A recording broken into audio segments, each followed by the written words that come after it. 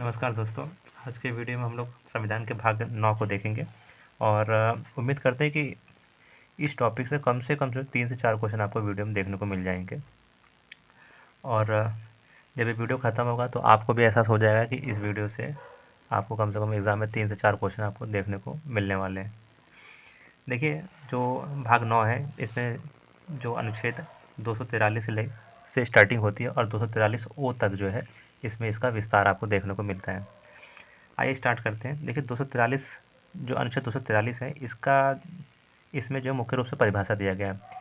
अब परिभाषा कितनी परिभाषा दी गई है, तो इसमें केवल 8 परिभाषा दी गई है और इन 8 टॉपिक को आपको ध्यान से देखना भी होगा, क्योंकि देखिए जो क्वेश्चन बनेगा वो इस प्रकार से बन सकता है कि अनुच्छेद 243 में किसकी परिभाषा नहीं दी गई है, और आपको जो है 4 ठो ऑप्शन दे देगा और उसमें से पूछेगा कि किसकी नहीं दी गई है, तो फिर आपको पहचानना होगा कि कौन सा इसमें नहीं है। तो कौन सा इसमें नहीं है ये जानने के लिए आपको ये ध्यान देना होगा कि इसमें कौन कौन से हैं। अब इसमें आपको ध्यान देना होगा कौन कौन सी ऐसी मतलब चीज़ें हैं जिसका परिभाषा दी गई है। तो उसमें जो है देखिए, जिला दिया गया है, ग्राम सभा दिया गया है, मध्यवर्ती स्तर दिया गया है, पंचायत दिया गया है, पंचायत क्षेत्र दिया गया है, जनसंख्या दिया गया, गाँव दिया गया है। ठीक है, सिर्फ इतने ही, केवल ये सात जो है ऐसे शब्द हैं जिनकी परिभाषा का जो है उल्लेख 243 में किया गया है। आइए इनको बारी बारी से विस्तार से देखते हैं। देखिए, जिले का जो अर्थ है वो किसी राज्य के एक जिले से है। परिभाषा में कहा गया है कि जिले का जो अर्थ है वो किसी राज्य के जिले से लिया जाएगा। ठीक है, और दूसरी हमारी परिभाषा है ग्राम सभा। ग्राम स्तर पर पंचायत के क्षेत्र में शामिल गांवों की मतदाता सूची में पंजीकृत व्यक्तियों से बना एक निकाय है।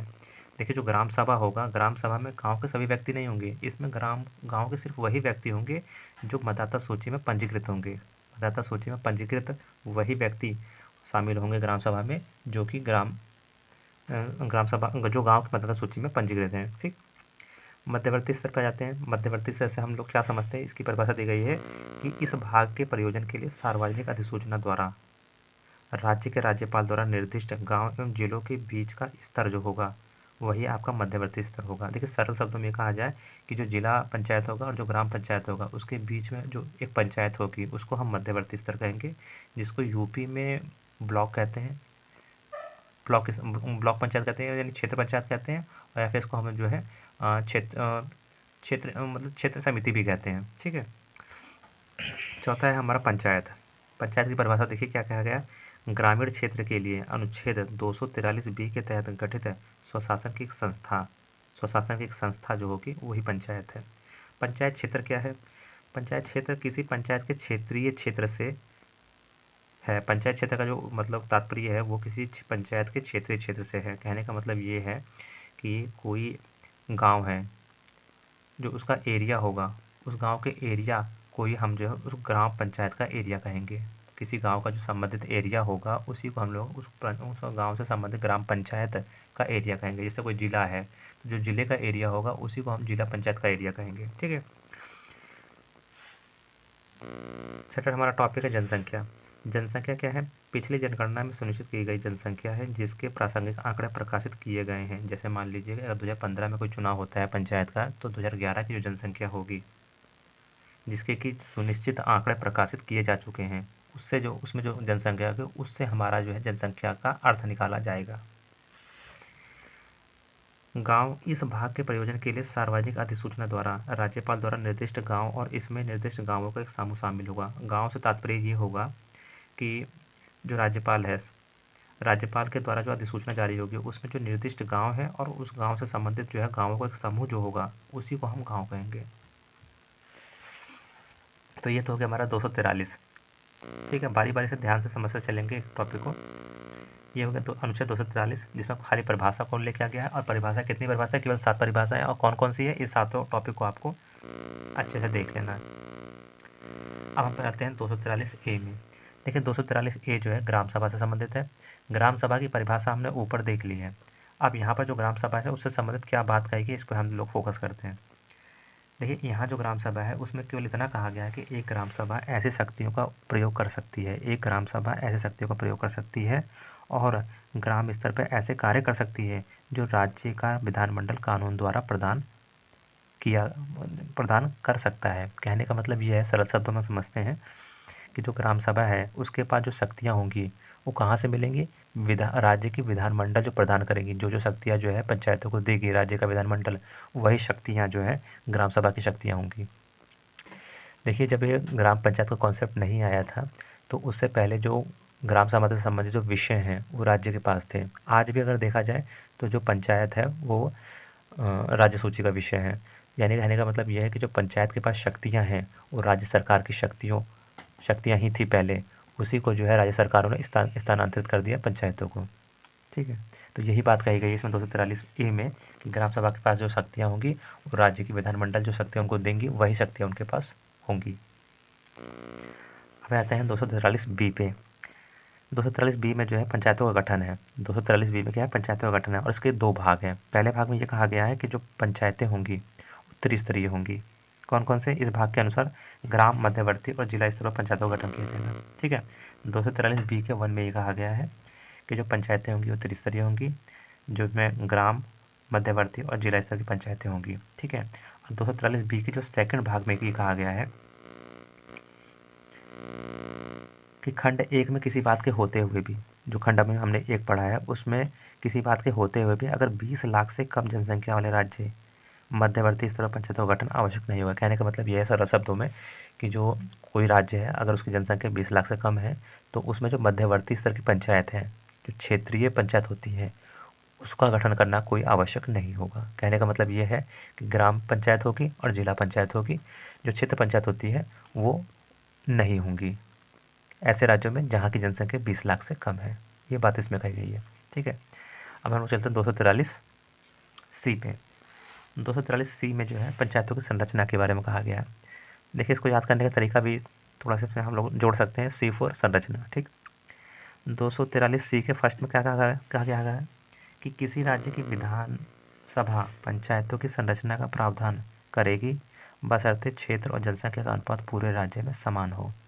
अब पंचायतों की संरचना हम लोग पढ़ रहे हैं, तो जो संरचना का जो प्रावधान होगा, पंचायतों की संरचना का जो प्रावधान होगा वो राज्य की विधानमंडल तय करेगी। ठीक है, बशर्ते, लेकिन इसमें एक बात ध्यान देनी होगी कि क्षेत्र और जनसंख्या का जो अनुपात होगा वो पूरे राज्य में समान होगा। सरल शब्दों में ये देखिए समझ लेते हैं। कहने का मतलब इसमें ये कहा गया है कि जो संरचना होगी राज्य विधानमंडल तय करेगी, लेकिन साथ में ये ध्यान देना होगा कि कोई भी क्षेत्र जो है और उससे संबंधित जो जनसंख्या है उसका जो अनुपात होगा वो पूरे राज्य में एक समान होगा। जैसे हम लोग समझते हैं कि मान लीजिए अगर जिला पंचायत है और जिला पंचायत में एक प्रावधान किया गया है कि 50,000 की जनसंख्या पे जो है जिला पंचायत बनाया जाएगा, तो जितने भी ज़िले हैं सब ज़िलों में जो है इस चीज़ का ध्यान रखना होगा कि 50,000 पे जो है एक जिला पंचायत बनेगी। ठीक है, अब ऐसा नहीं है कि किसी ज़िले में जो है 60,000 पे जो है एक जिला पंचायत बना दी गई और किसी राज्य में जो 20,000 की जनसंख्या पे जिला पंचायत बना दिया गया, तो ये नहीं चलेगा। अनुपात जो होगा सब में बराबर होगा। 243C का हम सेकंड देख लेते हैं। इसमें ये कहा गया है कि सीटें चुनाव द्वारा चुने गए व्यक्ति द्वारा भरी जाएंगी। प्रत्येक निर्वाचन क्षेत्र को इस तरह विभाजित किया जाएगा कि जनसंख्या के बीच का अनुपात प्रत्येक क्षेत्र एवं उसे आवंटित सीटों की संख्या समान होगी। ये 243C के सेकंड में कहा गया। और थर्ड में ये कहा गया किसी राज्य का विधानमंडल कानून द्वारा प्रतिनिधित्व प्रदान कर सकता है। देखिए, इसका क्या मतलब है? इसका मतलब ये है कि जो विधानमंडल है वो कानून द्वारा प्रतिनिधित्व प्रदान कर सकता है। इसमें देखिए यही है कि प्रतिनिधित्व प्रदान कर सकता है, इसका मतलब ये है कि कोई राज्य का विधानमंडल है वो ये तय करेगा कि जो पंचायतें होंगी उसमें जो है जो प्रतिनिधि हैं, जो जनता के प्रतिनिधि जैसे जो विधायक और सांसद है वो शामिल हो सकते हैं या नहीं हो सकते हैं, इस तरह का प्रावधान जो है वो कानून के द्वारा राज्य की विधानमंडल तय करेगी। अब देखिए, आपको एक चीज़ हमको ये बताना है कि ऐसी कौन सी समिति थी जिसने पंचायतों में राजनीतिक दलों के हस्तक्षेप की बात को रिकमेंड किया था। आपको कमेंट करके बताना होगा कि ऐसी कौन सी समिति थी कि समिति ने रिकमेंडेशन दिया था कि ये पंचायतों में जो राजनीतिक दल होते हैं उनको भी शामिल किया जाए या उनके भी मतलब उनको भी मतलब शामिल किया जाए, उनके भी हस्तक्षेप को स्वीकार किया जाए। इस चीज़ का जो है उस समिति ने रिकमेंडेशन दिया था, ये आपको बताना है। इसके बाद हम लोग चलते हैं 243C के फोर्थ भाग में क्या कहा गया है कि पंचायत के अध्यक्ष और पंचायत के अन्य सदस्यों को चाहे वह सीधे चुने गए हों या नहीं वोट देने का अधिकार होगा। देखिए, जब पंचायत की मीटिंग होती है तो उसमें विभिन्न मुद्दों पे जो है वोटिंग होती है। तो वोटिंग देने का जो अधिकार होगा अध्यक्ष और पंचायत के सदस्यों को, उसका उल्लेख इसमें कहा गया है। देखिए इसमें एक चीज़ ये कही गई है कि सीधे चुने गए हों या नहीं, सीधे चुने गए हों या नहीं, इसका मतलब ये है कि पंचायत के जो अध्यक्ष होते हैं ग्राम स्तर पे तो सीधे चुने जाते हैं, डायरेक्टली चुने जाते हैं जनता के द्वारा, लेकिन क्षेत्र स्तर पे और जिला स्तर पे जो है अपने सदस्यों के मध्य से चुने जाते हैं। कहने का मतलब यह है कि जो जिला पंचायत का अध्यक्ष जो होता है और जो क्षेत्र पंचायत का जो अध्यक्ष होता है वो जनता के द्वारा डायरेक्ट नहीं चुना जाता है। जनता के जो सदस्य होते हैं उन्हीं से चुन के जो है जो जनता के जो मतलब जो सदस्य होते हैं, जो क्षेत्र पंचायत सदस्य होते हैं और जो जिला पंचायत सदस्य होते हैं, उन्हीं में से जो अपने में से जो है वो लोग चुनते हैं। तो क्षेत्र पंचायत का जो अध्यक्ष होगा और जिला पंचायत का जो अध्यक्ष होगा वो जनता के द्वारा इनडायरेक्टली चुना जाता है। ये क्वेश्चन देखिए पूछा भी गया है। आप लोग घटना चक्र देखेंगे पॉलिटी की, तो उसमें जो पंचायत वाला चैप्टर है उसमें ये कहा गया है कि ऐसी कौन सी पंचायत है जो जनता के द्वारा, जिसके अध्यक्ष को जनता के द्वारा डायरेक्ट नहीं चुना जाता। तो ऐसी जो पंचायत है उसमें क्षेत्र पंचायत है और जिला पंचायत है। ग्राम पंचायत का जो अध्यक्ष होता है यानी जो प्रधान होता है वो डायरेक्ट जनता के द्वारा चुना जाता है, लेकिन क्षेत्र पंचायत और जिला पंचायत का जो प्रधान है जो यानी जो अध्यक्ष है वो जनता के द्वारा इनडायरेक्टली चुना जाता है। इसके बाद हम लोग चलते हैं 243C के 5 में अध्यक्ष। देखिए इसमें देखिए वही बात कही जो मैं कह रहा हूँ कि ग्राम स्तर पर जो सीधे चुनाव होता है अध्यक्ष का, और मध्यवर्ती और जिला स्तर पर सदस्य द्वारा अपने में से ही चुना जाता है। ठीक। 243D सीटों का आरक्षण है 243D में, और इसमें मैंने इम्पोर्टेंट का साइन लगा रखा है, तो ये इम्पोर्टेंट टॉपिक है। इस इम्पोर्टेंट मतलब हेडिंग है, इसको आप ध्यान दीजिएगा, बहुत ही आसानी समझना है। देखिए 243D का जो 1 है वो ये कह रहा है कि जो आरक्षण होगा 243D का जो 1 में है वो आरक्षण है किसका, SC ST का, और ये जो आरक्षण होगा वो रोटेशन द्वारा आवंटित किया जाएगा।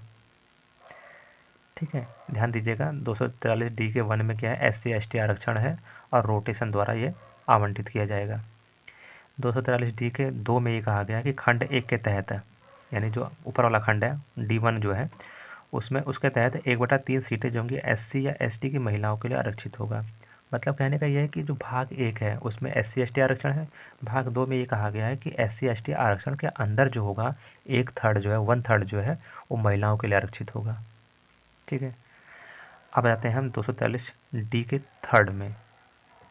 इसमें ये कहा गया कि 1/3 सीटें महिलाओं के लिए आरक्षित होगा।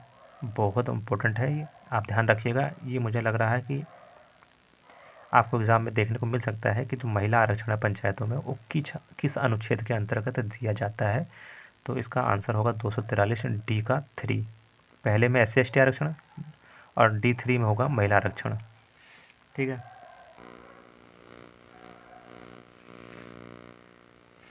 देखिए SC ST की जो महिलाओं के लिए आरक्षित सीटों की संख्या सहित, देखिए जो आरक्षण दिया जाएगा, महिला आरक्षण जो दिया जाएगा 1/3,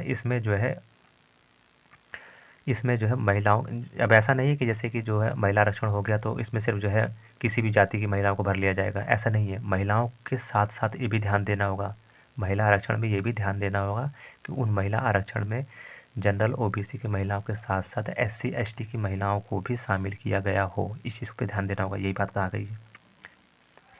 अब आ जाते हैं 243D के 6 पे।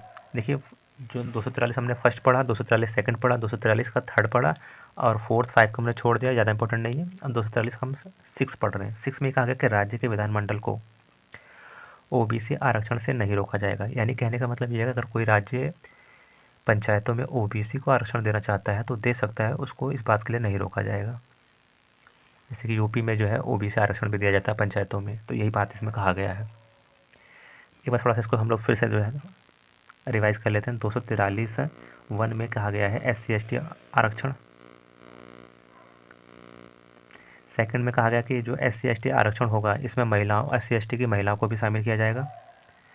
243D में जो है D के 3 में ये कहा गया कि 1/3 सीटें होंगी वो महिलाओं के लिए आरक्षित होंगी, और इसमें जो महिलाएं जो होंगी वो जनरल OBC के साथ SC ST की महिलाएं भी हों, इस चीज़ को भी सुनिश्चित किया जाए। और 243 का जो 6 है, 6 जो है वो OBC आरक्षण से संबंधित है। ठीक, अब हम चलते हैं ई में। 243 के ई में क्या कहेगा, पंचायत की अवधि कहा गया है। E4 जैसे ई 5वें नंबर पे आता है, ई जो होता है वो कैप मतलब वर्णमाला में 5वें नंबर पे आता है, और पंचायतों की जो अवधि होती है वो भी जो है 5 साल की होती है। इस तरह आप रिलेट कर लीजिएगा। और जो अवधि होती है वो भी 5 साल की होती है। ठीक है, आइए इसको देखते हैं। इसमें जो ई का जो भाग 1 है उसमें ये कहा गया है कि प्रत्येक पंचायत अपनी बैठक से 5 वर्ष तक बनी रहेगी और उससे अधिक नहीं। यानी पंचायतों का जो कार्यकाल होगा वो 5 वर्ष का होगा, पहले में कहा गया। तीसरे में ये कहा गया यदि पंचायत अवधि की समाप्ति से 6 माह पूर्व तक पंचायत भंग होती है तो चुनाव नहीं होंगे। कहने का मतलब ये है 5 साल की पंचायत है, अगर 5 साल से जो है 5.5 साल तक अगर पंचायत जो है भंग होती है तो पंचायत के चुनाव जो है दोबारा होंगे। और अगर 5 साल के बाद 5.5 साल के बाद यानी कि 5 साल हो गए और प्लस जो है 7वें साल में जो है 5 साल सॉरी 4 साल सॉरी 4 साल यानी 5 साल की अवधि होती है। और अगर 4.5 साल के बाद यानी कि 4 साल 7वें महीने में अगर कोई पंचायत भंग होती है तो पंचायत जो है चुनाव नहीं करवाएंगे, पंचायतों का चुनाव जो नहीं करवाया जाएगा। ठीक है, अगर 4.5 साल से पहले अगर भंग हो रही है तो पंचायत के चुनाव जो है दोबारा करवाए जाएंगे। अगर 4.5 साल के बाद हो रहे हैं तब फिर जो अगर 6 महीने का अगर पीरियड से कम बच रहा समय तो फिर जो है जब 5 साल की अवधि के बाद जब सारे पंचायतों में चुनाव होंगे तभी साथ में जो है उसका चुनाव कराया जाएगा। यानी कि कहने का मतलब यह है कि 6 महीने का जो समय है उसमें जो है पंचायतें अगर सस्पेंड रहती हैं, अगर मतलब किसी भी अगर पंचायत में अगर पंचायतों का गठन नहीं किया गया है किसी भी क्षेत्र में तो वो जो है मान्य रहेंगी। अब हम आते हैं 243 के फोर्थ में। ठीक है, ये थर्ड आपको समझ में आ गया होगा कि अगर 4.5 साल से अगर पहले भंग हो रही है तो पुनर्चुनाव होंगे। और अगर 4.5 साल के बाद अगर 4.5 साल के बाद अगर मतलब पंचायत भंग हुई है तो फिर जो है पुनर्मतदान या पुनर्चुनाव नहीं होंगे। 243 ई के फोर्थ में देखिए क्या कहा गया है। अपनी अवधि की समाप्ति से पूर्व विघटन पर गठित पंचायत केवल शेष अवधि के लिए चुनी जाएगी। कहने का मतलब ये है कि अगर 5 साल की अवधि है, अगर कोई पंचायत 3.5 साल पे या 3 साल पे अगर भंग हो गई है तो जो दोबारा जो पुनर्चुनाव होगा पुनर्चुनाव जो पुराना जो दोबारा गठित होगी पंचायत वो सिर्फ बचे हुए 2.5 साल के लिए होगी। ऐसा नहीं है कि 2.5 साल के लिए मतलब जो दोबारा चुनाव होगा 2.5 साल बाद वो अगले 5 सालों के लिए नहीं होगा, वो सिर्फ बचे हुए 2.5 साल के लिए ही होगा। अब आ जाते हैं एफ पे। 243 एफ जो है वो सदस्यों की अयोग्यता के बारे में बताता है। 243 एफ के प्रथम खंड में ये कहा गया कि एक व्यक्ति को पंचायत सदस्य के रूप में चुने जाने से अयोग्य ठहराया जाएगा यदि वह राज्य विधानमंडल के किसी कानून से अयोग्य ठहरता है। कहने का मतलब ये कि अगर कोई सदस्य जो है विधानमंडल के किसी कानून के तहत अगर अयोग्य है तो वो पंचायत का चुनाव नहीं लड़ सकता है। सेकंड में ये कहा गया कि यदि कोई अयोग्य ठहराया जाता है तो वह राज्य द्वारा अधिकृत प्राधिकारी एवं कानून के सम्मुख भेजा जाएगा। मान लीजिए कोई अगर आयोग हो गया है, अयोग्य ठहराया दिया गया है तो वह राज्य के द्वारा अधिकृत कोई प्राधिकारी होगा या कानून होगा उसके सम्मुख उसको भेजा जाएगा। मतलब उसकी दलील सुनी जाएगी। जैसे अगर अपनी दलील में अगर कुछ कहना चाहता है अपने बचाव के बारे में या अपनी योग्यता के बारे में कुछ कहना चाहता है तो वो राज्य द्वारा प्राधिकृत कोई अधिकारी होगा या फिर कोई कानून जो भी कानून से संबंधित जो कानून होंगे उसके सामने जो है उपस्थित होकर अपनी बात को कहेगा। 243 जी में जो है पंचायतों की शक्तियाँ प्राधिकारों उत्तरदायित्व का वर्णन किया गया है। जैसे जी को हम लोग रिलेट ये कर सकते हैं जैसे पार्ले जी बिस्कुट होता है और वो हमको एनर्जी देता है, शक्ति देता है। उस तरीके से जो पंचायतें होती हैं उनको जो शक्तियाँ ये प्राधिकार दिया गया है, यहाँ से रिलेट कर लिया। ठीक है ना। 243 जी से मतलब पार्ले जी मतलब हमको जो है कोई शक्ति देना या शक्ति। पार्ले जी से क्या मिलता है, एनर्जी मिलती है यानी शक्ति मिलती है। तो शक्ति का प्रावधान और प्राधिकार का प्रावधान और उत्तरदायित्व का प्रावधान जो है जी में करा गया। ठीक है, ये सब रिलेट करने के लिए बताया जा रहा है। कार्य करने में सक्षम बनाने हेतु राज्य विधानमंडल कानून द्वारा ऐसी शक्तियाँ एवं अधिकार प्रदान करेगा। अब देखिए इसमें वही बात कहेगी 200 जो हमने 243 ए में पढ़ी थी। 243 ए में क्या कहा गया था कि जो पंचायतें होंगी उनके पास वही शक्तियाँ होंगी जो राज्य का विधानमंडल उनको प्रदान करेगा। तो वही बात यह देखिए यहाँ भी कहा गया कि कार्य करने में सक्षम बनाने हेतु पंचायतों को अपने कार्य करने के लिए उनको सक्षम बनाने के लिए जो राज्य का विधानमंडल होगा वो ऐसी कानून बनाएगा और कानून के थ्रू जो है शक्तियाँ अधिकार प्रदान करेगा। ठीक है, इसके देखिए खंड 1 में क्या कहा गया, आर्थिक विकास और सामाजिक न्याय के लिए योजनाओं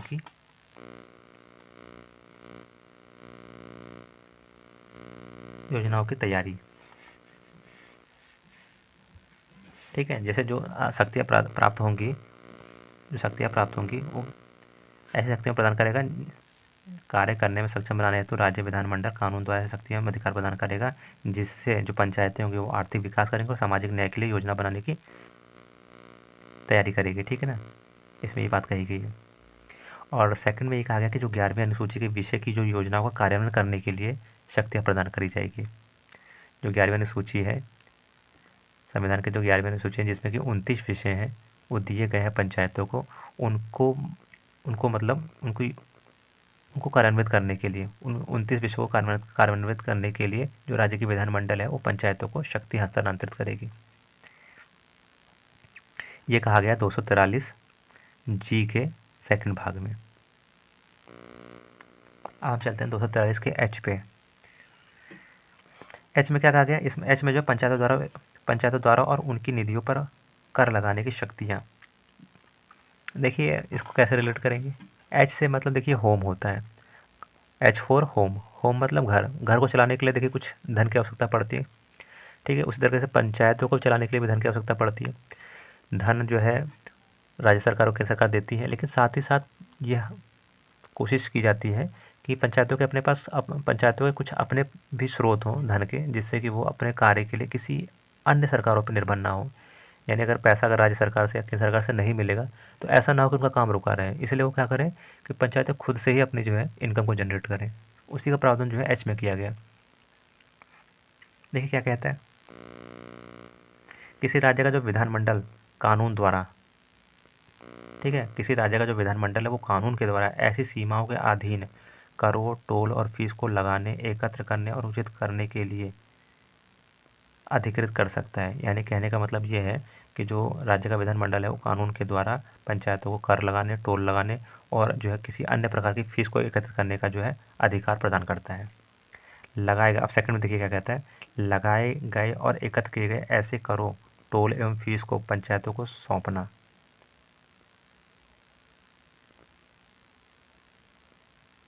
पंचायतों को सौंपना यानी कि जो पंचायतें जो है मतलब जो करों को, फीसों को कलेक्ट करेगी वो पंचायतों को सौंपी जाएगी। यानी लोग जानते होंगे कि जो ग्राम पंचायतें उनकी भी एक निधि होती है। ठीक है, उस निधि में जो है इन करों को जो है रखा जाएगा, जिसका हिसाब होगा, जिसका ऑडिट होगा, जिसकी जांच भी होगी। अभी देखिए हम लोग जांच वाला भी टॉपिक पढ़ेंगे। तीसरे में कहा गया कि राज्य की संचित निधि से पंचायतों को अनुदान देना होगा। चौथे में कहा गया पंचायतों द्वारा प्राप्त धन को जमा करना एवं ऐसे धन की निकासी के लिए निधि के गठन का प्रावधान करना, जैसा कि कानून में निर्दिष्ट होगा। देखिए वही बात कहा गया है कि पंचायतों को जो धन को जमा करना होगा और ऐसे धन की निकासी के लिए निधि का गठन करना होगा। यानी कि एक ग्राम निधि भी आप लोग टॉपिक में है, एक ग्राम निधि भी होती है जिसमें जो है इसके गठन का प्रावधान किया जाता है। और जो ग्राम निधि होती है इसका जो संरक्षक होता है वो ग्राम सचिव होता है। ग्राम सचिव के अंडर में जो है, देख रेख में जो है ग्राम निधि का जो है गठन किया जाता है, जिसमें राज्य सरकारें, केंद्र सरकारें पैसा भेजती हैं, जिसमें योजनाओं का पैसा आता है और उस निधि से जो है पैसा निकाल के जो है ग्राम की जो योजनाएं होते हैं उनका क्रियान्वयन किया जाता है। ठीक है, ये हमारा हो गया 243 एच। एच के बाद हम लोग चलते हैं आई पे। आई फॉर इनकम, इम्पोर्टेंट है ये टॉपिक, ध्यान दीजिएगा। वित्त आयोग का गठन, वित्त आयोग का गठन जो है 243 आई में कहा गया है। 243 आई के फर्स्ट में हम लोग देखते हैं कि जो राज्यपाल होगा वो हर 5वें साल जो है राज्य वित्त आयोग का गठन करेगा। ठीक है, इसी के अंदर देखिए एक सब टॉपिक है ए, जो ये कहता है कि राज्य एवं पंचायतों के बीच का जो वितरण, यानी कि जो वित्त आयोग बनेगा ये जो है रिकमेंडेशन करेगा कि राज्य और पंचायतों के बीच जो धन है उसका आवंटन किस अनुपात में किया जाएगा या किस प्रकार से किया जाएगा। दूसरा ये कहता है राज्य वित्त आयोग कि पंचायतों को सौंपा गया कर, शुल्क व टोल लगाने की जो शक्ति होगी, मतलब ये है कि कौन कौन से जो है ऐसे कर होंगे, ऐसे शुल्क होंगे, ऐसे टोल होंगे जो पंचायतों को सौंपे जाएंगे। इसका रिकमेंडेशन भी ये करता है, राज्य वित्त आयोग करता है। और राज्य की संचित निधि से पंचायतों को कितनी सहायता दी जाएगी, इसका प्रावधान भी जो है राज्य वित्त आयोग करता है। ये प्रावधान किया गया है 243 के आई के फर्स्ट में। इसी का एक जो बी पार्ट है वो ये कहता है कि पंचायतों की स्थिति सुधारने हेतु जो है उपाय भी जो है कौन करेगा, राज्य वित्त आयोग करेगा। पंचायतों के वित्तीय हित में राज्यपाल द्वारा भेजा गया कोई अन्य मामला, जैसे राज्यपाल अगर कोई मामला भेजता है राज्य वित्त आयोग के पास कि ऐसा कोई हमको सुझाव दीजिए या ऐसा किसी विषय पर काम करिए जिससे पंचायतों की जो वित्तीय स्थिति होगी उसमें सुधार आ सके। तो उसका कार्य भी जो है राज्यपाल के इस कार्य को भी जो राज्य वित्त आयोग करेगा। किसी भी विषय पर जो है वो कोई भी कार्य राज्य वित्त आयोग को सौंप सकता है। कौन? राज्यपाल। 243 आई का जो 2 है वो ये कहता है कि आयोग की संरचना, सदस्यों की योग्यता व चयन के प्रावधान कानून द्वारा करना। ठीक है, ये 243 के आई के सेकंड में कहा गया। थर्ड में ये कहा गया कि आयोग अपनी प्रक्रिया प्रोसेस निर्धारित करेगा और कार्यों के निष्पादन हेतु ऐसी शक्तियाँ रखेगा जो राज्य प्रदान करेगा। कहने का मतलब ये है कि राज्य वित्त आयोग के पास जो शक्तियाँ होंगी वो राज्य प्रदान करेगा। राज्य वित्त आयोग की सिफारिश विधानमंडल में रखेगा। जो राज्यपाल होगा वो राज्य वित्त आयोग का गठन करेगा। गठन करने के बाद उनको जो है काम सौंपेगा और काम सौंपने के बाद ये जो राज्य वित्त आयोग है जो अपनी रिपोर्ट देगा उस रिपोर्ट को राज्यपाल सिर्फ अपने पास नहीं रखेगा, उस रिपोर्ट को जो है राज्य के विधानमंडल के पटल पर रखेगा जिस पर चर्चा होगी। ठीक है, तो ये बातें कही गई कि जो आयोग की जो सिफारिशें होंगी वो राज्य विधानमंडल में प्रस्तुत की जाएंगी। 243 के जे में, जे फॉर जांच, मतलब जो हमारे यहाँ की जो पंचायतों की जो मैंने अभी हम लोगों ने पढ़ा है, पंचायत जो निधि होती है उसकी जांच के लिए जो है जो प्रावधान होगा उसके बारे में कहा गया है कि कानून के माध्यम से राज्य पंचायतों के खातों का रखरखाव लेखा परीक्षकों के संबंध में प्रावधान किया जाएगा। ठीक है, ये जांच में कहा गया। के में जाते हैं। के क्या है? चुनाव है। 243 के के में जो पंचायतों का चुनाव, जहाँ इंपॉर्टेंट का साइन लगाया गया है वो इंपॉर्टेंट है, उसको ध्यान दीजिएगा। 243 का जो के है वो पंचायतों के चुनाव का प्रावधान करता है। इसके फर्स्ट भाग में ये कहा गया कि चुनाव के लिए मतदाता सूची तैयार करने, उनके संचालन, निर्देशन और नियंत्रण हेतु राज्यपाल द्वारा राज्य निर्वाचन आयोग का गठन किया जाएगा। ठीक है, फर्स्ट में। सेकंड में क्या कहता है? राज्य कानूनों के अधीन चुनाव आयुक्त की सेवा, शर्तें, कार्यकाल ऐसा होगा जैसा राज्यपाल नियम द्वारा निर्धारित किया हो। राज्यपाल नियुक्ति के बाद आयुक्त की अलाभकारी परिवर्तन नहीं कर सकता है।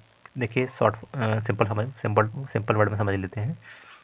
सेकंड में ये कहा गया है कि राज्य कानून के अधीन जो है चुनाव आयुक्त की सेवा, शर्तों, कार्यकालों को तय करेगा। ठीक है, राज्यपाल नियम द्वारा निर्धारित किया ऐसा होगा जैसा राज्यपाल, कहने का मतलब ये है कि जो राज्य निर्वाचन आयोग है, राज्य निर्वाचन आयोग जो है उसका जो आयुक्त होगा, उसका जो आयुक्त होगा उसका जो आयुक्त होगा उसे उसका जो आयुक्त होगा ना, उसकी जो सेवा शर्तें होंगी और जो कार्यकाल होगा उसको राज्यपाल नियुक्त करेगा। और राज्यपाल इन सेवा शर्तों और कार्यकाल में या उसकी जो वेतन होगा और जो भत्ते होंगे या उसमें जो और जो कुछ जो उसकी जो सेम वो होंगी सुविधाएं होंगी उसमें कोई अलाभकारी परिवर्तन नहीं कर सकता। कहने का मतलब ये है कि मान लीजिए कि चुनाव आयोग का गठन कर दिया गया और चुनाव आयोग जो है कोई अच्छा काम नहीं कर रहा है, यानी कि मनमाफी काम नहीं कर रहा है राज्यपाल के, तो ऐसा नहीं कि राज्यपाल उसके वेतन को हटा देगा या उसकी सुविधा को कम कर देगा, ऐसा नहीं कर सकता है। नियुक्ति एक बार हो गई तो नियुक्ति के बाद जो है राज्यपाल उसमें उसके जो चुनाव आयुक्त होगा उसके वेतन भत्तों में कोई अलाभकारी परिवर्तन नहीं कर सकता है। इस बात का जो प्रावधान किया गया है। 3 में क्या कहा गया है? चुनाव आयोग के अनुरोध पर राज्यपाल कार्यों के लिए कर्मचारी उपलब्ध कराएगा। अब देखिए जो राज्य चुनाव आयोग होगा उसके पास अपने खुद के तो कर्मचारी होते नहीं है, वो अपने काम को करने के लिए राज्यपाल से अनुरोध करेगा और राज्यपाल के अनुरोध के बाद जो है राज्यपाल जो है उसको कर्मचारी प्रदान करेगा जिससे कि चुनाव आयोग अपने कार्यों को संपादित कर सकेगा। 243 के खंड 3 में कहा गया। खंड 4 में कहा गया कि राज्य विधानमंडल कानून द्वारा चुनावों से संबंधित सभी प्रावधान कर सकता है। ठीक है,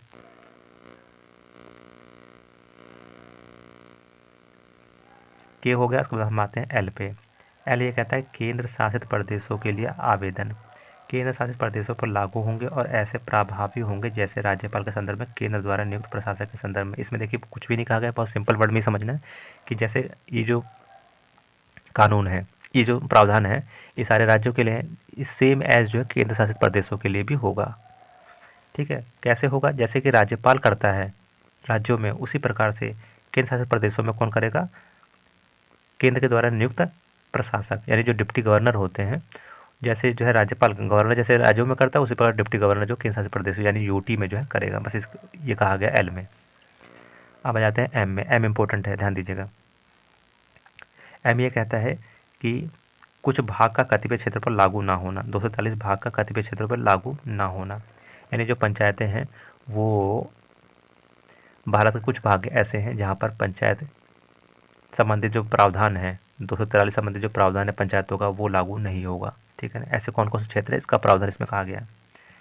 खंड एक में कहता है कि 244 में निर्दिष्ट अनुसूचित क्षेत्रों और निर्दिष्ट आदिवासी क्षेत्रों पर लागू नहीं होगा, यानी ऐसे क्षेत्र जो अनुसूचित है यानी एसटी क्षेत्र है और आदिवासी क्षेत्र उन पर जो है कानून लागू नहीं होगा। ठीक है। इसका 243 का थर्ड जो कहता है उसमें एक आगे पश्चिम बंगाल जो दार्जिलिंग जिला है उसके पहाड़ी क्षेत्रों पर ये लागू नहीं होगा। 243 का जो 2 है, ये 3 है, देखिए ऊपर नीचे होगा, थोड़ा ध्यान दीजिएगा। 3 में जो पश्चिम बंगाल है का दार्जिलिंग जिला है, 2 में जो है नागालैंड, मेघालय, मिजोरम है, मणिपुर के पहाड़ी क्षेत्र हैं। ठीक है। आपसे देखिए एग्ज़ाम में ऐसे पूछ सकता है कि किस राज्य में पंचायती जो व्यवस्था है, त्रिस्तरीय पंचायती जो व्यवस्था है, यानी जो 72वां संविधान संशोधन है वो लागू नहीं होता है, तो आपको दे देगा, जैसे नागालैंड दे देगा, मेघालय दे देगा, मिजोरम दे देगा, साथ में जो आसाम दे देगा। तो आसाम जो होगा ऐसा क्षेत्र है जहाँ पर 72वां संविधान संशोधन लागू होता है, लेकिन नागालैंड, मेघालय, मिजोरम में लागू नहीं होता। तो मतलब इस तरीके से आपको क्वेश्चन पूछ लेगा, आपको ध्यान देना होगा। और क्वेश्चन इस तरीके से भी बन सकता है कि 243 एम के 2 में किस क्षेत्र में प्रावधान किया गया है कि 72वां संविधान संशोधन लागू नहीं होगा। तो उसमें आपको देगा दार्जिलिंग दे देगा, नागालैंड दे देगा, मेघालय दे देगा, मिजोरम दे देगा। तो दार्जिलिंग जो होगा ना ऐसा होगा जो 243 एम के 2 में नहीं होगा। ये 2000 एम के 3 में है, 2 में जो है सिर्फ नागालैंड, मेघालय और मिजोरम होगा। तो ठीक है, मतलब इस तरीके से क्वेश्चन जो है घुमा के आपसे पूछ लेगा, इस पर फोकस करिएगा। 243 एम का 3A देखिए इंपॉर्टेंट है, ध्यान दीजिएगा इसमें। SC के सीटों के आरक्षण से संबंधित 243D अरुणाचल प्रदेश पर लागू नहीं होगा। एम के 4 में ये कहा गया कि इन क्षेत्रों को केंद्र एवं राज्य सरकारें जो बढ़ा एवं घटा सकती है, यानी केंद्र इन क्षेत्रों को जो केंद्र एवं राज्य सरकारें जो होती हैं वो घटा एवं बढ़ा सकती है। और इस तरह का प्रावधान कौन करेगा? केंद्र में जो केंद्र में जो है गवर्नर करेगा, यानी राष्ट्रपति करेगा, और राज्यों में जो है राज्यपाल करेगा। इन क्षेत्रों को मतलब घटा भी सकती है, कुछ क्षेत्रों को बढ़ा भी सकती है।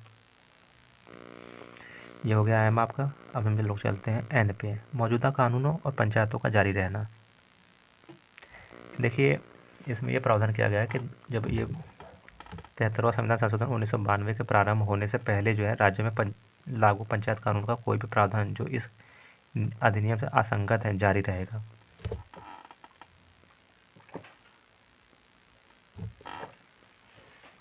यानी 1992 के बाद 73वां संविधान संशोधन लागू होने के बाद भी इन मतलब ये जो 73वां संविधान संशोधन है इसके लागू होने के बावजूद भी जो है जो पहले के जो कानून है वो जारी रहेंगे, या तो सक्षम विधानमंडल द्वारा संशोधित ओब्लिक निरस्त किए जाएं, या इस अधिनियम के प्रारंभ होने से 1 वर्ष तक जो भी पहले हो लागू रहेगा।